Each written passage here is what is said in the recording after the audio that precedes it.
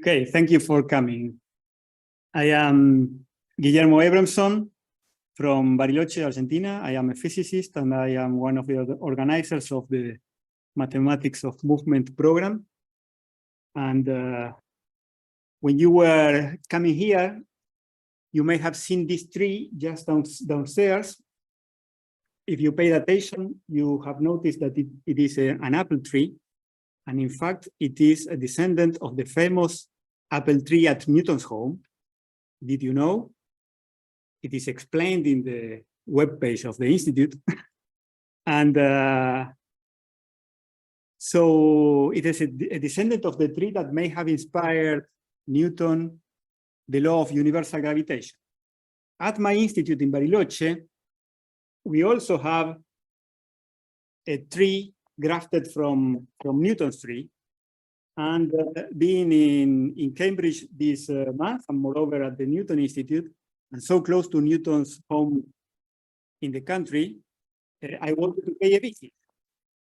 So I rented a car and I went. And I'm going to tell you what I saw, learned, and a few things that I know about this story. Isaac Newton's home is in this village, Woolsthorpe by Colsterworth in Lincolnshire. This is the village. These are newer buildings. This very small farm in the country.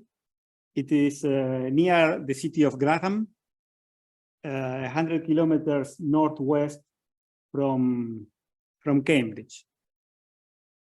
This is the manor, Woolsthorpe Manor, which is a typical farmhouse, a very solid stone construction with minimal changes since the 17th century. This angle with a window to the east and one to the north was Isaac's mother's room. Hannah was her name. She was the daughter of James Ayscough and Marjorie Blythe, and she married Isaac, the father of Isaac, who was a prosperous but illiterate farmer who owned the house.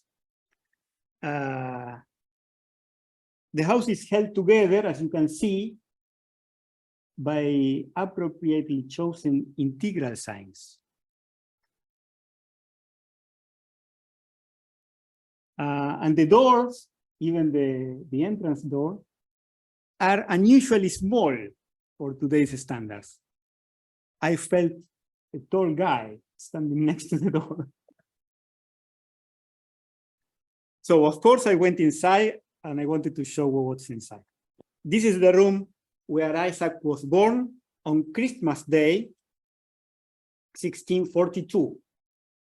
Sir Isaac Newton, son of Isaac Newton, and I added aunt of Hannah Ayscough, Lord of the Manor of Woolsthorpe, was born in this room December 25th, 1642. There is a plaque over the chimney over there.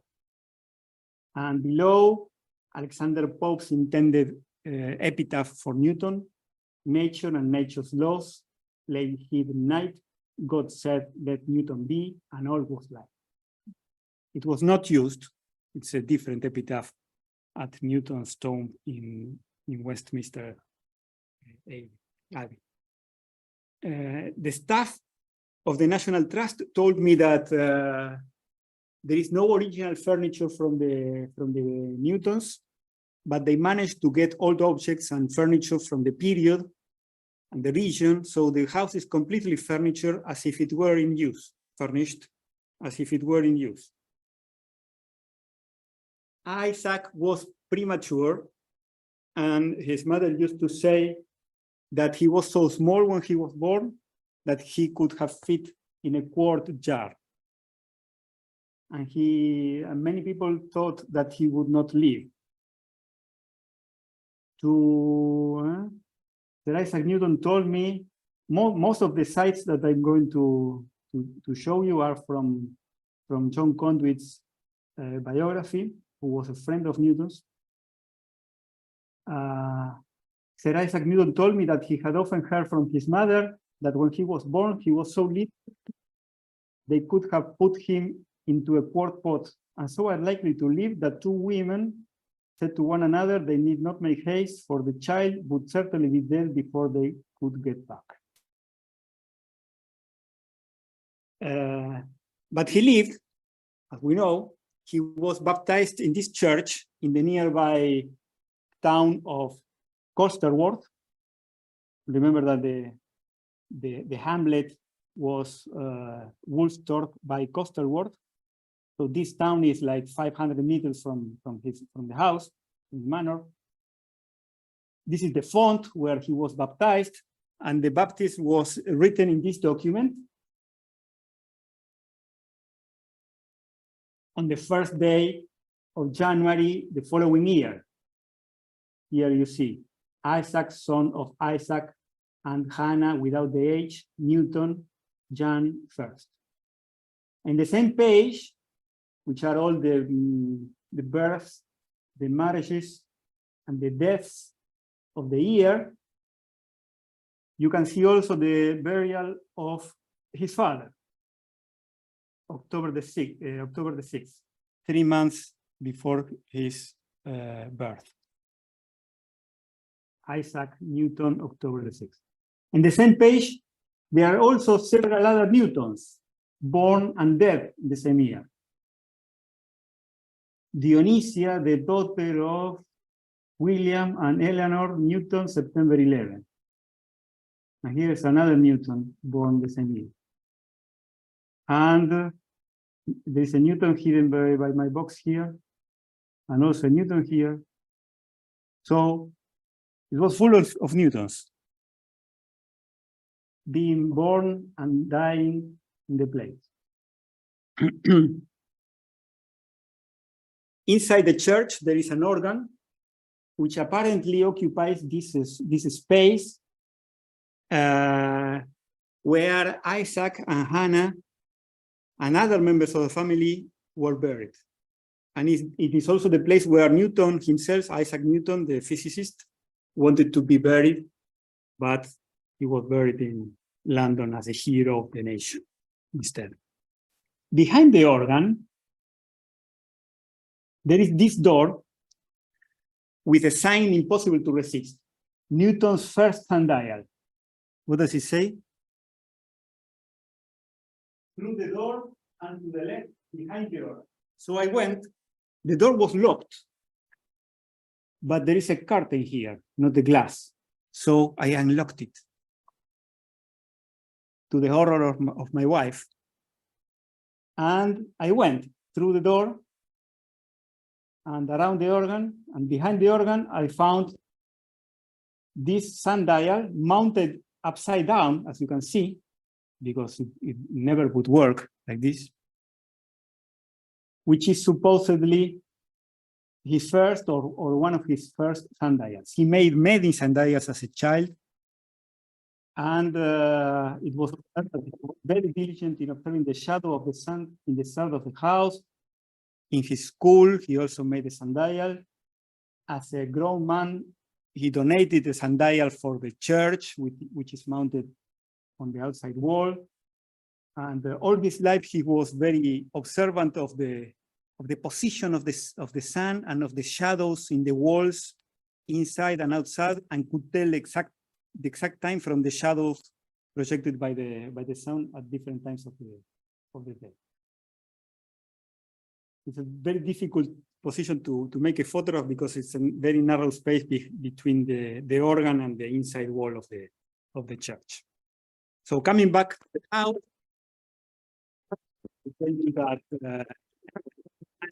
that remarried. Isaac was 3 years old.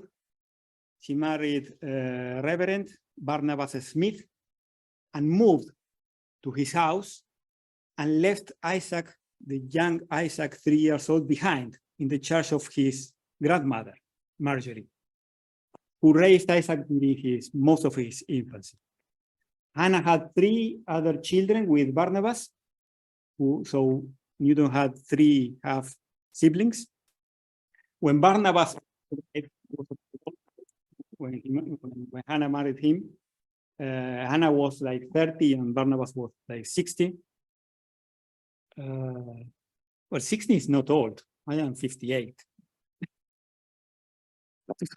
300 years ago was different. So when Barnabas died, Hannah returned to Woolsthorpe and stayed there for the rest of her life. There are many extraordinary things in the house. And among them, there are a number of sketches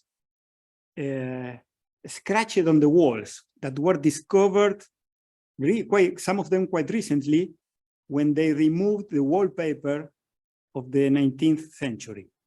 And it is supposed that many, if not all of them, were made by Isaac as a child. One of them, one of the nicest, is in this room, which is the dining hall. This is the kitchen with an oven, wood oven, and chimney. And this is the dining hall with a lot of beautiful furniture from the 17th century. And in one of the hall's walls, there is this picture of a windmill. And it is supposed that it was made by him because it is known that he was fascinated with windmills and in general with machines. When he was a child and a teenager later, he spent most of his free time making machines, working machines, carts and furniture and windmills. There was one mill that he made in such a manner that he could make a mouse turn it. He called the mouse his miller. And they have a reproduction of how this thing could have been, but probably it's much more rudimentary than the things that Isaac himself made that could house a mouse inside moving the wheels of the mill. So I found all these things fascinating. Next to the mill, to the picture of the mill, these are scratched on the plaster of the walls. Next to it, it's more difficult to see it, but I tried to make some enhancement. There is a very large image of a church. This is just the tower and the spire of the church. And I was told that it was this church, the magnificent St. Wolfram in Grantham. At the age of 12, Isaac was sent to grammar school, which was the secondary school, across the street from the church, so he could see the church when he was playing around in the school. Grantham is 15 kilometers, very close for today, but he couldn't walk every day 15 kilometers to go to school. So he stayed there, boarding at the apothecary's house. In the same house lived Catherine Storer, who was the daughter of the landlady by another marriage. And they were good friends, they were of the same age, and she's the girl that was left behind when Isaac moved to Cambridge, because they had a kind of relationship, teenage relationship. And she's the source of the few anecdotes we know from his teenage years. For example, the description of the machines he made. And he made also furniture, doll furniture for her to play with her playmates. The school was closed, unfortunately, because there is a signature of Isaac in one of the windowsills, together with many more of his schoolmates. Of course, it is not known if it's original, but it may be, because it was his school, and there is the signature with much better handwriting by other boys in the school. The school still functions. It's a secondary school. It's called King's School now.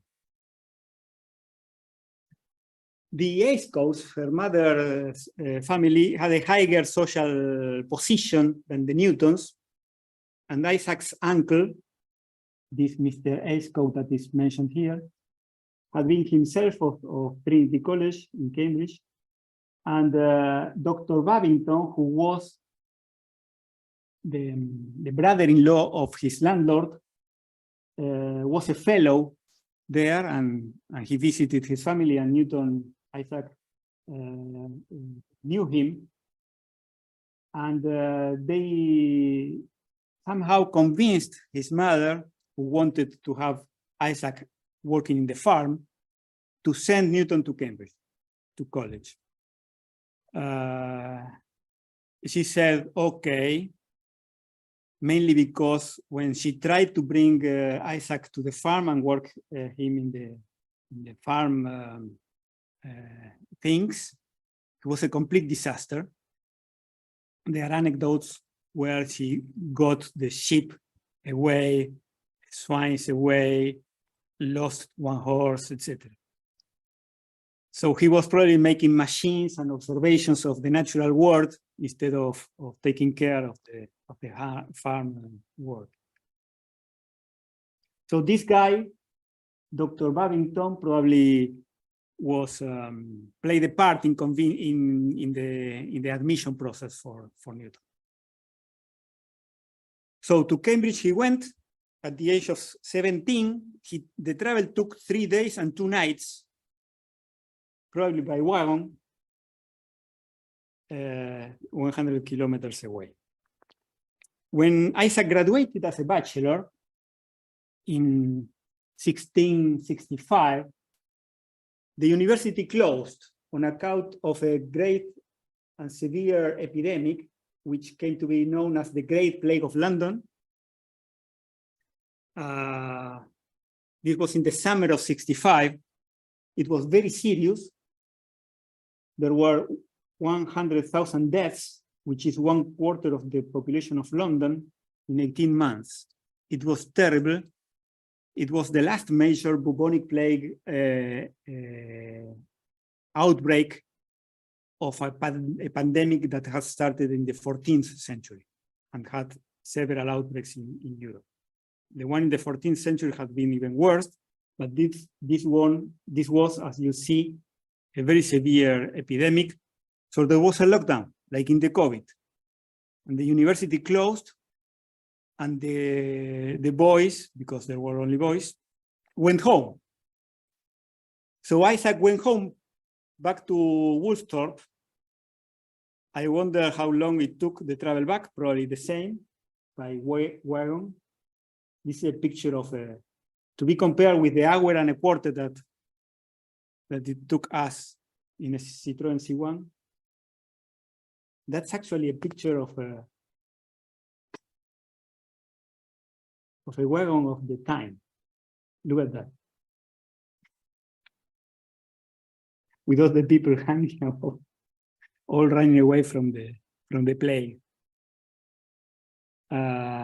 So he stayed at his mother's house for 16 months until the epidemic was over, which he called his miracle year. His room was this one, in this corner, the opposite corner, with a window to the east. It is a large room, very warmly recreated now. There are witnesses saying that he had the custom of writing and scratching on the walls. So they have reproduced some of the drawings from his notebooks on the recreated bedroom. And that's why they believe that most of the drawings made by children in the house are also by him. In one of the corners, in this corner, there is a division. This is a wood panel that makes a division. This is looking towards that corner, where he had a small study, which rather small, not very different from the thing that I arranged in my own house for the lockdown during COVID, with his books and his desk, and where he He made his calculations, and I wrote my own course on analytical mechanics. There is a window, as you see on this wall also. It is this window, a window that looks to the south. So there is plenty of sun. And with the sun coming through that window, he made his experiments with the prism. Actually, the room was identified because it is the only room in the house with a distance of 22 feet from the window to the opposite wall, which is what he annotated in his notebook. Now there is a lamp providing fixed reconstruction of the refraction experiment with or without sun. And I have seen the actual prism, which is kept in Wren Library in Trinity College. He had bought it, as it described by this biographer, at the Sturbridge Fair in Cambridge, which was organized by this very small chapel, the Leper Chapel, since 1211, so hundreds of years before Newton, and it ran until the 19th century, for 800 years. It came to be the largest fair in Europe in the times of Newton. So it occupied all the Sturbridge Common from here, which is at the end of Newmarket Street in Cambridge, to the river, which is here. This is the other end of the Sturbridge Common. And the town of Chesterton is on the other side of the river. There is a very nice pub across this bridge from the 16th century. So it was 100 years old in the times of Newton. Perhaps Newton himself stopped there for a refreshment on the summer days of fair. He bought many things there, not only the prism, also the book of Euclid he bought there, and many other things, many books, and other stuff. These summer fairs were a big thing for cities in those years without shopping malls and supermarkets. It was, as you know, during this lockdown at Woolsthorpe that Newton invented the fluxion. How do you say it in English? Fluxion or fluxion infinitesimal calculus. He revolutionized the sciences of optics and mechanics. He discovered the law of universal gravitation.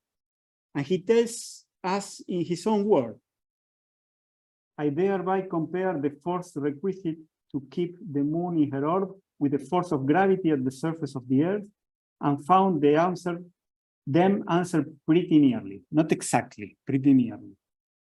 Remember that. All this was in the 2 plague years of 65 and 66, for in those days, I was in the prime of my age for invention and minded mathematics and philosophy. Philosophy is what we call now physics, then that any time since.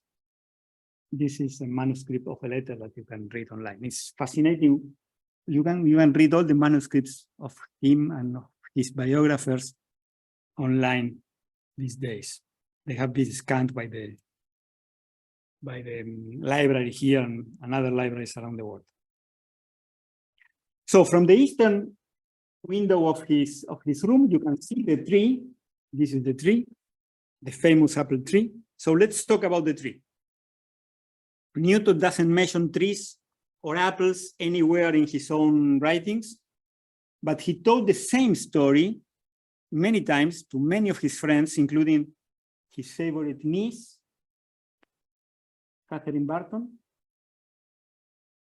who eventually became the wife of John Conduit, his friend. And it was Catherine Barton, the one that mentioned this to Voltaire, who was the first to have the anecdote in print. And all of them coincide. Let's read it. He says, this is from John Conduit. In the year of 65, when he retired to his own estate on account of the plague, he discovered it is removed. He first thought of his system of gravitation, which he hit upon by observing an apple fall from a tree.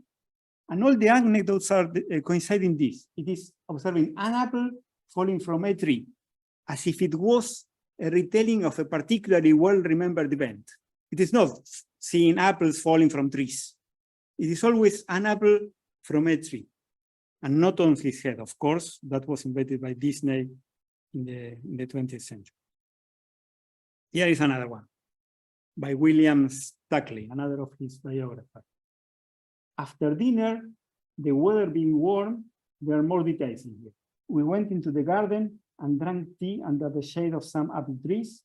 Only he and myself. Amidst other discourse, he told me he was just in the same situation as when formerly the notion of gravitation came into his mind. Why should that apple always descend perpendicular to the ground? Thought he to himself, occasioned by the fall of an apple, as he sat in a contemplative mood. Assuredly, the reason is that the earth draws it. There must be a drawing power in matter. This was completely new in the 17th. For now, it is trivial now because we know it. But in the 17th century, heavy objects fell down because they were heavy. And heavy objects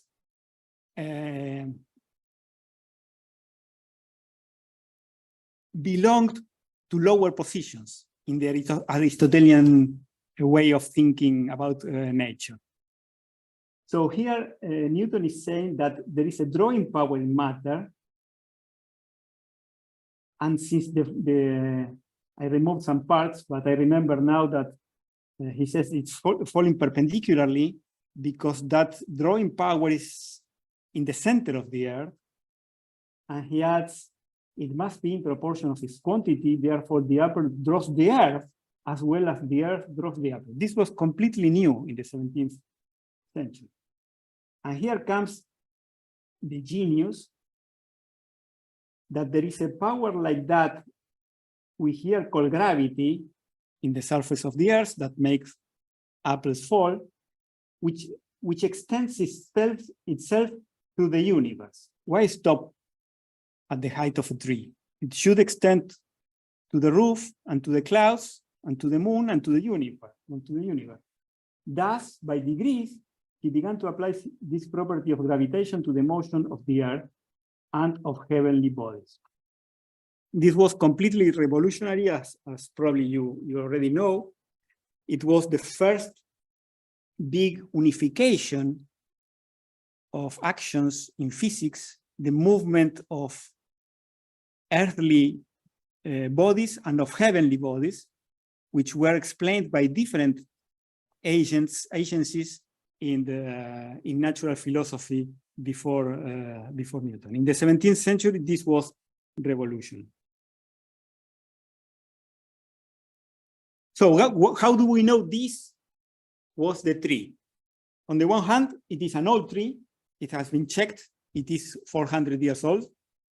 And it is in the garden, in the house garden, not in the orchard, where there were probably many more fruit trees besides apple trees. This one was in the house garden, and probably it was the only one. And it has been identified at the beginning of the 19th century as the tree which still stands. When Newton died, the house was inherited, the whole property was inherited by John Newton, one of his cousins, who immediately sold it to Edmund Turner. The Turners were a wealthy Lincolnshire family who bought the house to increase their holding of land, never lived there. It passed to their descendants until 1942. So there was a single property of the house since 1942, and these people never lived there. They let another family, the Wallertons, to use the lands for sheep keeping. So the house was barely used and always in the same hands, and there were minimal changes in the structure of the house and of the farm in 300 years until it came in the property of the Royal Society first, which donated it to the National Trust, which is now the owner. And the first one, the last one, I do not remember which one. Probably this one. This Edmund Turner. Edmund III said at the beginning of the 19th century, the apple tree is now remaining and it's so too strange. So it was this tree, and there was a tradition of showing the tree to visitors because Newton was very famous during his lifetime. So there were many people along the centuries going to visit his house, as myself. And they asked the locals which one is the tree, the famous tree that everybody talks about, and they showed them the tree. So the weakest part of the story is the 130 years since the time of Newton to the beginning of the 19th century. But there are several drawings of the house and a plan of the house made at the end of the 18th century that shows that very little changes were made in the house during that time. So probably this tree identified at the beginning of the 19th century as the one that was shown to strangers was actually the one that Newton referred to in his allegory. So we are pretty sure that this is the tree.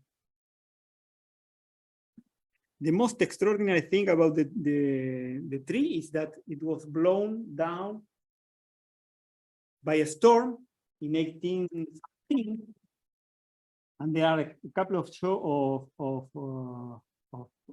drawings showing how it stayed. This is from 1816, and this is from 1820. There was a big commotion in the village, as you can imagine, because it was a very important tree. Somebody bought a saw and cut some branches of the tree to preserve the wood. They made furniture of the wood. There is a chair in the Royal Society made of that wood. But the tree didn't die. And you can see that today it has the same trunk laying on the ground horizontally as it was shown in the pictures of the beginning of the 19th century. I mentioned the chair that they have at the Royal Society. In Woolsthorpe, they have several relics belonging to Newton, and one of them is this little box made from the wood that was cut from the tree when it fell. There is also a flock of hair and instruments and other relics. When the tree was believed to be dying because of the storm, a cutting was grafted at Belton House, a stately property near Gratham. Grafting is the practice of reproducing fruit trees because it makes actually clones. The descendant is not an offspring of the original tree, it's just the same plant. And from the clone at Belton House, it was reproduced again to the East Malling Research Station, which is a research place, institute specialized in fruit trees near London, from which most of the new ones come from. Ours, and probably this one also, come from East Malling Research Station. And they are all grafted from the original ones, so they are actually the same plant. The offspring, they are the same tree. Of course, we can never be sure about what Newton thought and calculated on that occasion when he saw the apple falling from the tree and making the connection between earthly and heavenly movements. But there are a number of drawings and paragraphs in notebooks of his manuscripts and letters that give some hints. So let me show you a modernized argument of his idea. Imagine the moon in a circular orbit. Without the action of a centripetal force pointing towards the Earth, the force that Newton conjectures should be the drawing force produced by the Earth. Without that action, the moon would follow the straight line from A to B, following Galileo's principle. If this is the so to fall from B to C, it needs a force. If this is the same force that makes an apple fall on the surface of the Earth, he could compare how far the moon falls in 1 second to how far an apple falls in 1 second. Compare that distances, because he realized they were very easy to calculate. And if this action exerted by the Earth worked as the law of illumination discovered by Kepler 100 years earlier, decaying as the square of the distance, these distances should also be related by the square. So x divided by bc should be 60 squared, 3,600. So let's do the calculation, because it was easy for him to do. How far the moon falls in 1 second, this can be done with trigonometry, which he knew well, having learned it from Euclid himself, from the book he bought in the Stonebridge fair. The only thing he needed to calculate was the angle that the moon moved in 1 second. This is very easy because it's 330 degrees divided by the period of the moon expressed in seconds. He knew this number, he used it several times, 27 days and 1/3 is the figure that he used, very close to the actual one. And it is some value in seconds. And the moon is 60 radius of the Earth away from the center. So he needed also the radius of the Earth, which is the circumference of the Earth divided by 2 pi. And he used this value several times also. He mentions in one of his manuscripts that he couldn't find a value in any book. So he used 60 miles per degree, which is the value that sailors used for navigation. So this gives some value.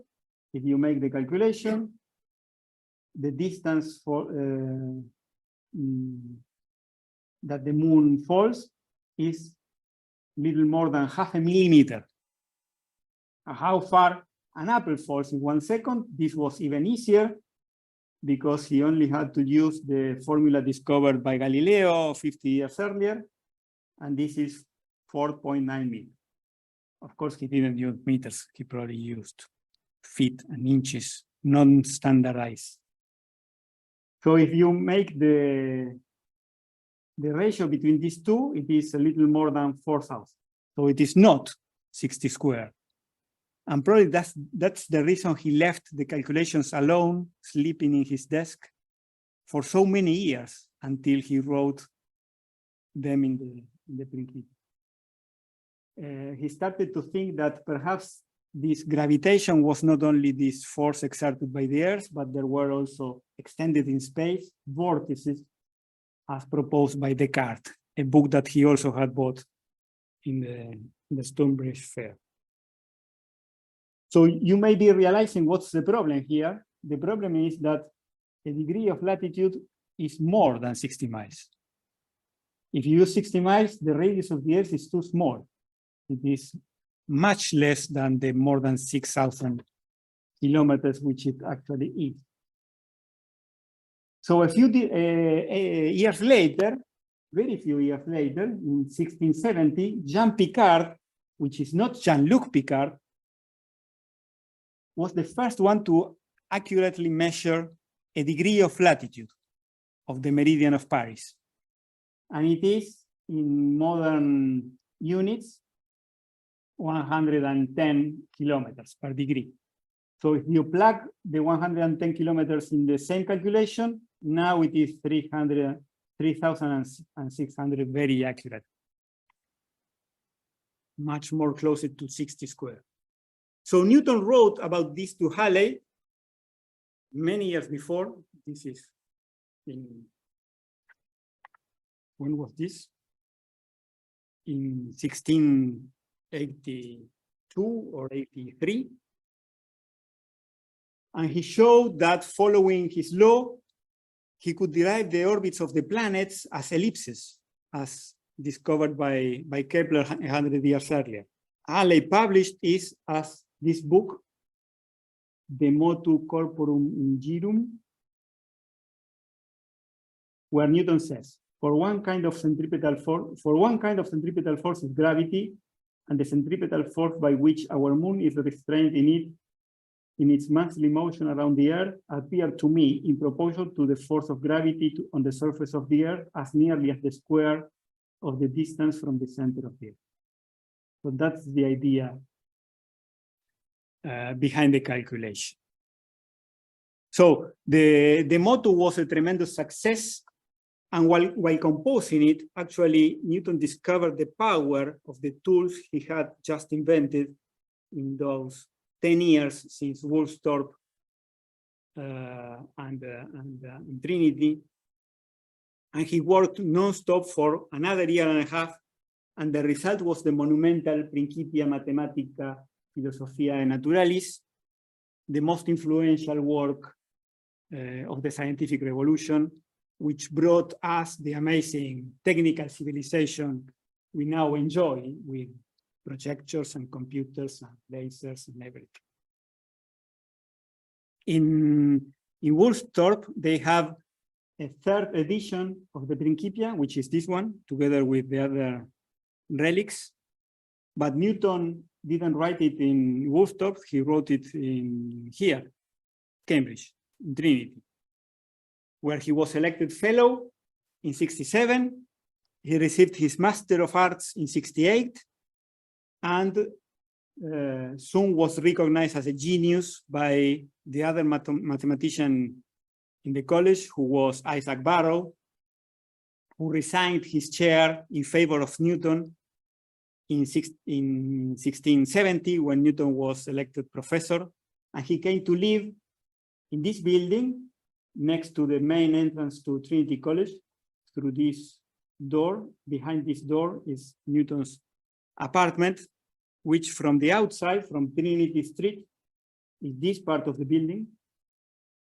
And in the garden outside of his windows, they also planted a seedling of the apple tree. I haven't visited the apartment. I don't think if it's possible, but there was an open day last month in Trinity, so I took the opportunity to visit Wren Library, which is fantastically and normally closed to visitors. The library was designed and built by Christopher Wren, who was an architect, but also astronomer and friend of Newton. He was the architect that reconstructed most of the large buildings in London after the fire of London, which ended the plague, together with Robert Hooke, who was also related to Newton, but not a friend. Christopher Wren was the architect of the Cathedral of St. Paul, for example, also. There is a colored glass window in one of the walls, made many years after Wren by an Italian immigrant, where Fame, the muse of Trinity College, is presenting Newton to the King George III with Britannia dressed as Pallas Athenea, probably, standing behind the king, and John Milton taking note and looking at us. Very beautiful glass window. At Wren, they have more objects that belong to Newton. The prism that I already mentioned, his walking stick, more hair. What's with the hair? A small notebook of expenses that I can show you in detail if you want afterwards. Let's keep it for now. And his own first edition of the Principia, which is heavily annotated in the margins, and even with corrections. For example, look at this to quadratum, and quadratum here changed by cubus. So if your own copy of the Principia is a first edition, beware that there are mistakes. To finish, let me tell you how the tree got from here to here. This happened during a work travel to the United Kingdom by the president of the Atomic Energy Agency of Argentina, who was a Navy captain. This was during the military dictatorship, the last one 40 years ago. He was also a physicist, a PhD in physics from my institute. He learned that he could ask for a cutting of the tree from the East Malin Research Station, and he led one of the officers in the embassy in London to ask about the possibility to having one of the cuttings to plant in the Physics Institute in Bariloche. So he did. Mr. Parry, director of the pomology department, answered quickly that it was possible and it was free, and even recommended the procedure to reproduce the cuttings. So the cuttings were sent to Buenos Aires. They were received there, grafted on local rootstock, and one of them was planted in Bariloche in 1980. And I had converted it into a better text because it's not easy to read. I have now received news from Buenos Aires confirming that the cuttings you so kindly sent us from Sir Isaac Newton's, it has two S's, I don't know why, historic apple tree, have been planted on the premises of our Bariloche Atomic Center. The importance of the occasion was accentuated by means of a ceremony in which a homage was paid to the memory of Sir Isaac Newton. Needless to say, Mr. Barry, we are extremely grateful to you and to the East Malin Research Station for this most wonderful donation. Excellent. It was free, and if perhaps you read in the newspapers the last week, there was an auction of 10 cuttings from the tree to raise money for the National Trust, and they sold them for many thousands of pounds. So we got ours for free 40 years ago. This was in 1980, 6 years before I arrived in Bariloche. I remember the sapling, very small, very weak. It was not planted in a good place, which was prone to flooding, especially in winter. So it was decided. So this was done with many cares. From this place, this is how I remember when I was a young student. It was transplanted with the whole root system to this place where it is now. And it immediately started to grow. It was a very good idea and bear fruit. You can see it's a beautiful tree now. In blossom, it is amazing. And in March, we collect the apples and make jam and chutney and apple pie when we can, because the students used to eat the apples during classroom breaks, but some of them stay at the end of the summer to be collected. It is getting old, so a couple of years ago, during the epidemic, lockdown like Newton's, we invited experts from the agricultural faculty of our university who are working on the tree. They even started to produce it successfully. The first was given to the Ministry of Science in Buenos Aires in an event organized by the president of CONICET, and they invited me to talk at the event. This is the Minister of Science of Argentina. This is the president of CONICET. And we planted the tree in Buenos Aires, which is not a good place to plant because it's a subtropical city, not a good place for apple trees, but we planted it anyway. It happened. We did. It is not many times that you see a theoretical physics handling a spade. So that's why I put the picture. So this is, I think, all that I wanted to tell you. Thank you. And if you have questions or you want me to show you some other pictures, please.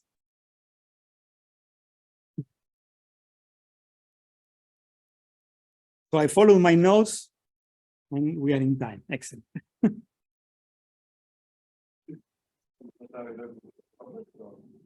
Which one?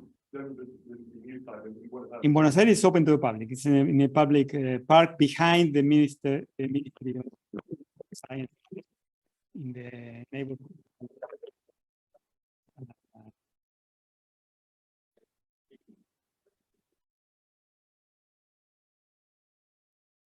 The Ren Library is fantastic.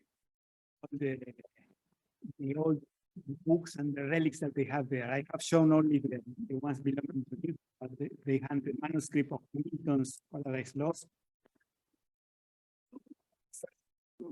from Ramanujan. Ren's, they have many of Ren himself because it's an anniversary, I think, this year. So they had the original drawings by Ren for the project. The Winnie the Pooh original manuscript cannot be photographed because it's under copyright still. Shakespeare's first editions, a lot of things. No, I didn't. Probably several tens of thousands. 25,000. And it is not full. Some of these places are have more books. No. Let me show you the notebook because I was fascinated by the small notebook. Because I do the same. I keep track of my expenses here. I should have made a copy of the. But now I do it in Excel, not in the notebook. Where is it? From my hand. Yeah.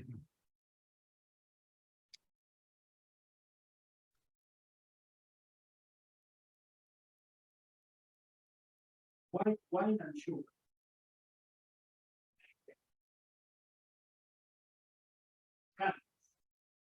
One sheet.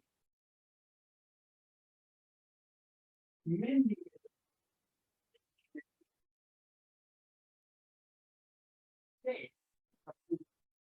dog and key. Can you read something else? More candles here.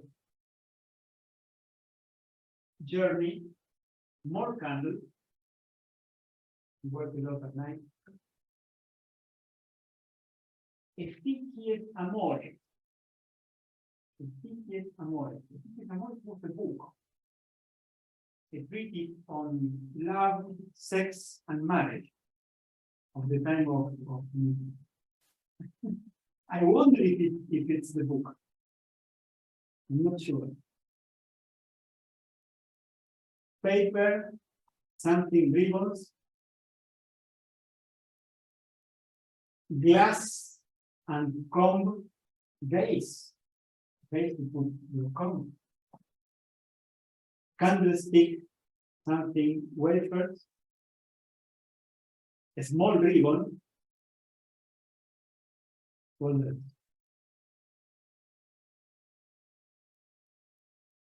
diet, something, my new woman, my new woman. Here it says my new woman. This is the E. It's the same everywhere. Strangely. My new woman. What's that? Very cheap. 10 pennies. Made. Clean labor.